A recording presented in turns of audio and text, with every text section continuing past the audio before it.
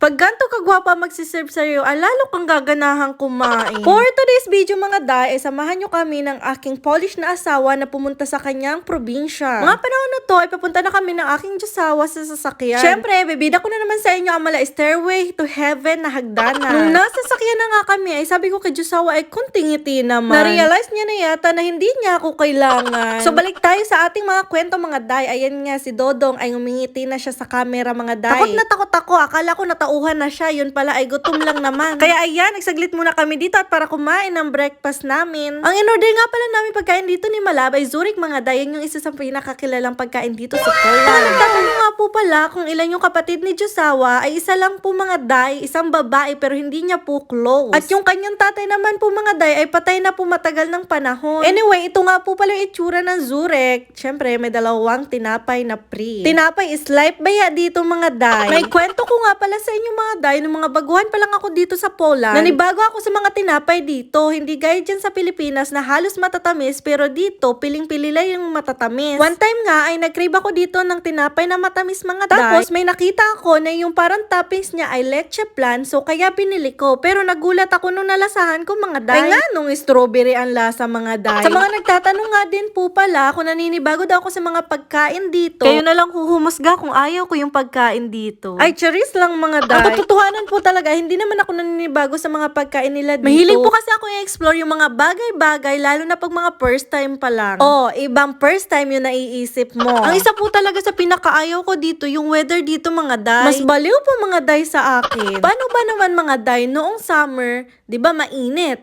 Tapos biglang uulan ng mga 10 minutes or 20 minutes. Tapos biglang iinit naman. Tapos magiging cloudy. Pabago-bago mga day, parang yung isip ng ex mo, uy, walang ganun. Maliban pa doon, isa sa pinakaayaw kong season dito mga day ay taglamig. Ay nga nung sira ang ating pagiging hubadera. Ipunin ka na balot ka pa. Plus ang iksina ng araw dito mga day. Anyway, balik tayo sa aming mga kinakain. Dahil nga gutom kami ni Diyosawa, ayun, umorder pa ulit kami ng another food mga day. Medyo healthy siya na parang hindi. Parang ganun. Tapos ayan, may papri na naman na isang tinapay. Kasi inyo, mayaman sila sa tinapay dito eh. Tapos ito nga po pala yung pangalan na kinainan namin, Staff Cafe.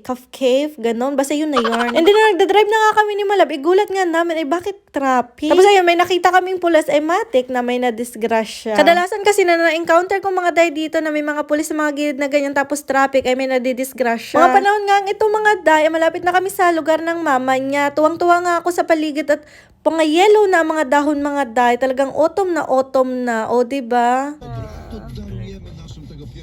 Bago nga ang lahat, ay pumunta muna kami sa kaibigan ni Mahal na mayroong store na hat mga day. Tapos ito yung itsura na nabili ko. Akala ko ay bibili din si Mahal pero hindi pala siya bibili. Ako lang. Oh my God, ang mahal pa naman mga day. Alam nyo naman, may mga allergic ako sa mga mamahaling gamit. Okay, slipe baya ako. At ito na nga sinukat ko mga day. Buti na lang ay bumagay din naman kahit papaano. After nga doon mga day, napagdesisyon na namin ni Malab na pumunta muna sa kanyang mga kamag-anak. Every time nga na pumupunta kami dito sa kanila, ay ito yung laging sumasalubong sa akin. Ay kaso sweet ng mga aso ay. Buti pa yung aso ay sweet, samantalang kayo ay hindi. Charis! Gustong-gusto ko nga pala yung paligid nila kasi may mga red na flower. Papakainin ko sana yung pusa kaso tumakbo. So ginawa ko mga day, sinundan ko yung pusa tapos sa loob ko na lang din pinakain. Sa mga nagtataka kung bakit nga ba ako may pagkain ng pusa. Yan pa yung tira mga day nung binili ko last time. Kung maaalala nyo sa last video ko na bumili ako ng treats para sa pusa kahit wala naman akong pusa dito sa bahay. Ang sarap sa pakiramdam na kahit sa gantong simpleng paraan ay nakakatulong ako. Naiibsan yung lungkot sa dibdib ko mga day. At mga panahon nga ito ay pabalik na kami sa mama ng aking asawa. At ayun, ang dami na naman pinadala ng kanyang grandma. O paano ba yan mga day? See you for part 2.